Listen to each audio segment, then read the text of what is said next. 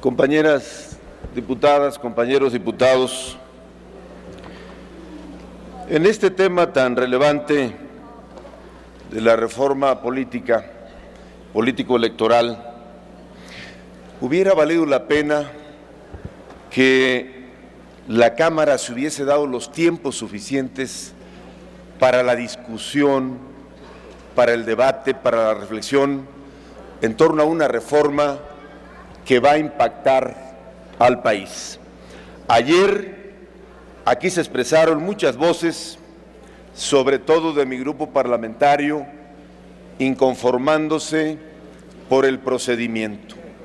Con toda la razón, porque hubiera sido mucho mejor dar el debate, dar la discusión, dejar que se expresen las voces que así lo quieran hacer y no violentar el procedimiento parlamentario. Porque toda reforma a la Constitución política impacta y trasciende los ámbitos de la discusión de nuestro recinto parlamentario y toca los resortes más íntimos de la conciencia nacional de cada una y de cada uno de los mexicanos. Ello es así porque la Constitución es nuestra hoja de ruta que guía las aspiraciones del pueblo mexicano. El pluralismo es un valor que está reconocido en nuestra ley fundamental.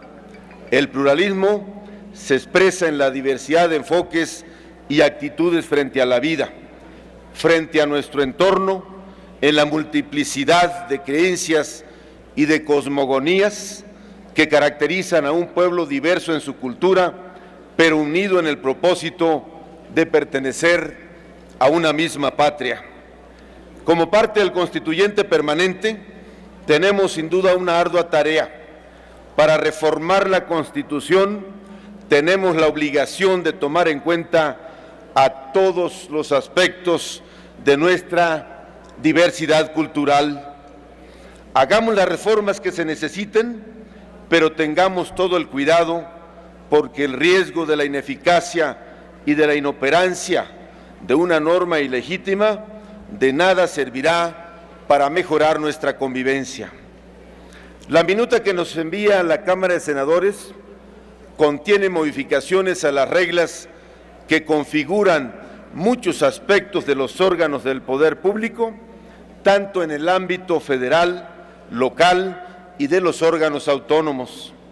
En dichas propuestas también encontramos modificaciones a las reglas a través de las cuales se accede y se procede a ocupar los cargos de representación popular. No es cosa menor, compañeras y compañeros, lo que está en juego.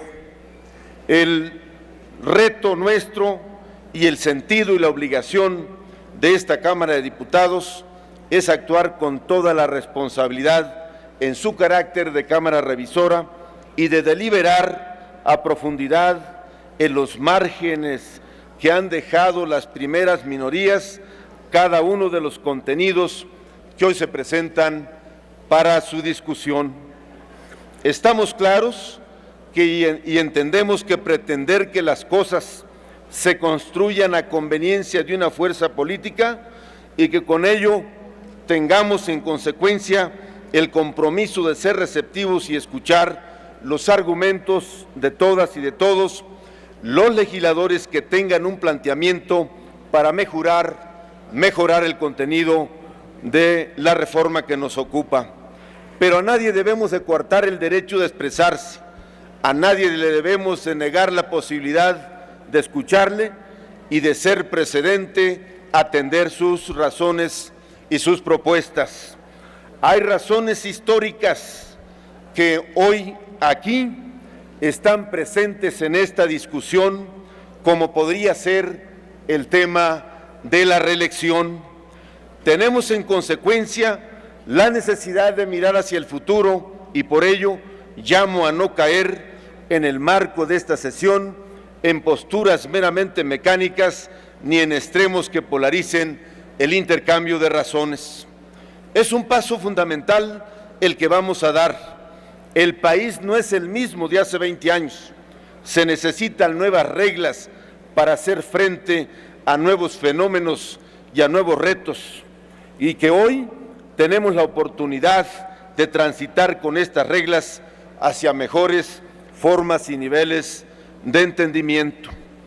En cuanto al contenido que hoy tenemos para discusión y aprobación en su caso, hay aspectos que consideramos son positivos, pero hay otros que mis compañeras y compañeros diputadas y diputados me han expresado la necesidad de que se adecúen o en muchos casos que francamente no están de acuerdo o están en contra. Por supuesto que estamos a favor de las fórmulas que incidan en la posibilidad de cambiar el régimen político. Es necesario que en una Constitución como la nuestra se incluyan los principios que vienen a ser criterios rectores que ordenan la tarea de la construcción y aplicación de la norma. Por lo que hoy discutimos, aunque tiene avances muy importantes, lo destaco, también tiene vicios de origen.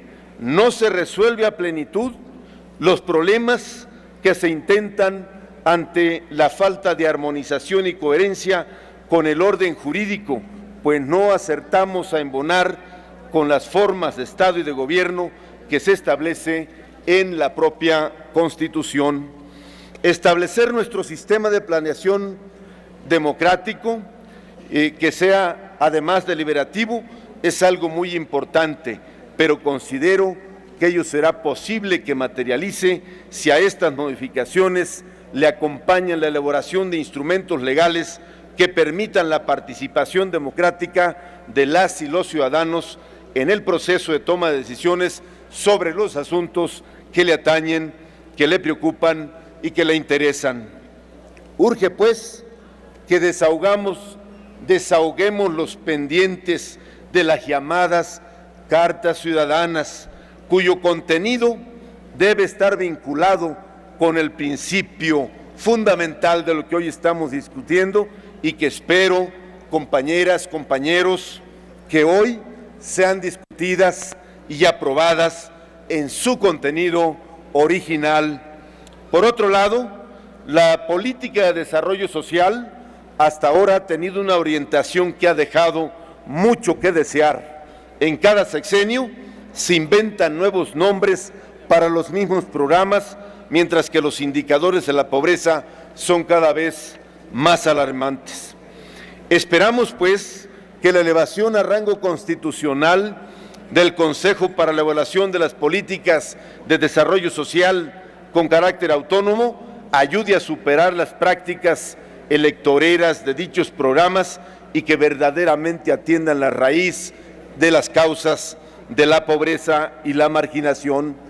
Al ser la Cámara de Diputados la que autoriza el presupuesto de egresos de la Federación, definir los recursos con los que se apuntalan los programas y acciones de gobierno, debe ser esta Cámara de Diputados quien designe a los integrantes de dicho consejo que está establecido en la propuesta. No se pueden invadir ni mutilar facultades de las diputadas y los diputados. Por ello, saludo que podamos construir, junto con los demás grupos parlamentarios, la modificación correspondiente, porque es de elemental respeto a las facultades y atribuciones de la Cámara de Diputados, para que sea la Cámara quien designe al órgano, al Consejo Directivo del órgano de referencia.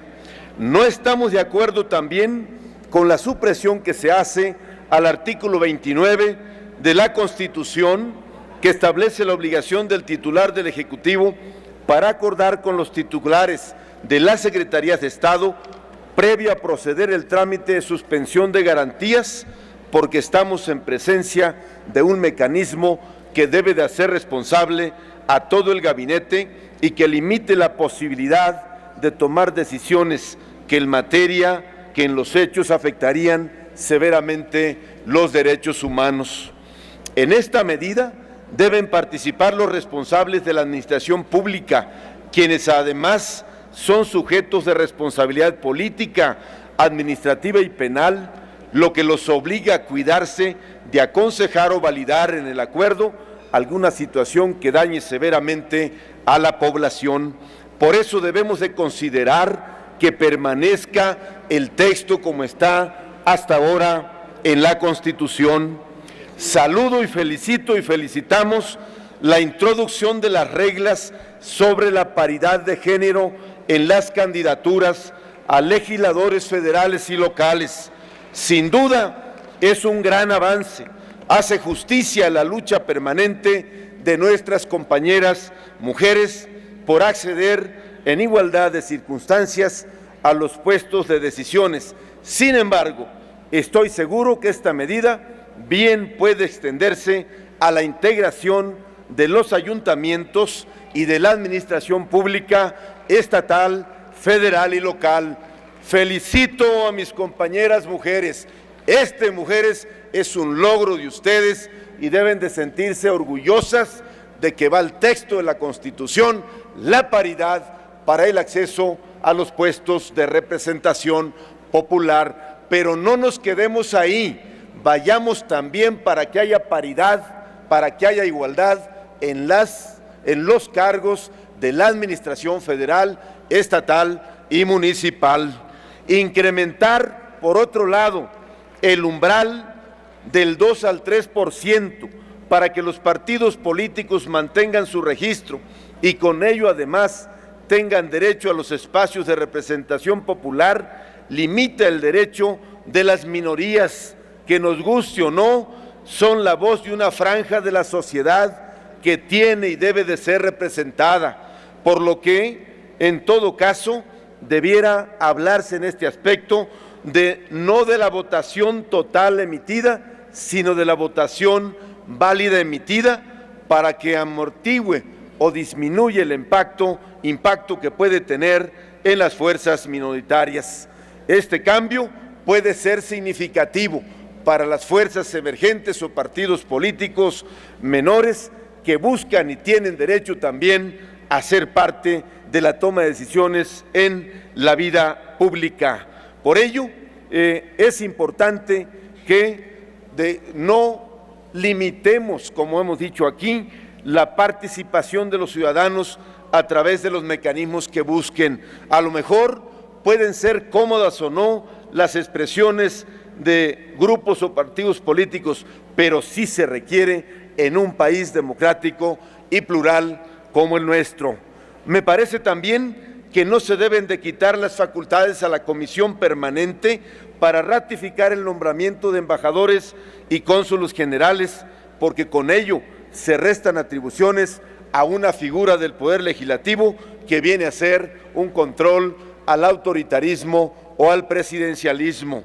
La introducción de la figura del gobierno de coalición, sin duda que es una novedad que permitirá la inclusión de más fuerzas políticas en la tarea de gobernar desde la administración federal, con lo cual las políticas públicas ya no estarán como ahora al servicio solamente de un proyecto político en detrimento de la competencia libre, democrática y en condiciones de igualdad.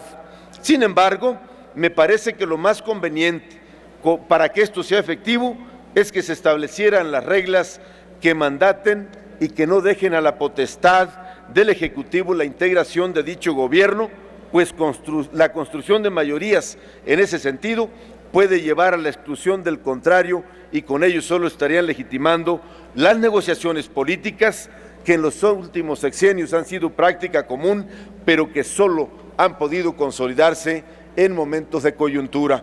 Presidente, sé que me he pasado del tiempo, esperaré terminar lo más pronto posible. Les ruego un poco de paciencia y comprensión, presidente. Muchas gracias. Gracias, compañeros. La reelección en los cargos de representación federal y estatal y en los ayuntamientos debe de ir acompañada de medidas que le den más poder al ciudadano para controlar la actuación de sus representantes, para que estos no piensen ni crean que tienen la posibilidad de prolongarse sin tener que rendir cuentas de sus actos. No es cosa menor trastocar principios históricos que datan de nuestra Revolución Mexicana. Gracias, compañeros. Zárate, ya te vi. Por ello, compañeros, es importante que no se deje solamente libre la posibilidad de que alguien busque perpetuarse en el poder. No desconozco que esto ayudaría a profesionalizar los gobiernos locales y desde luego las representaciones populares. Por ello, la nueva reglamentación, compañero, voy a terminar. ¿Quién es el que está chiflando?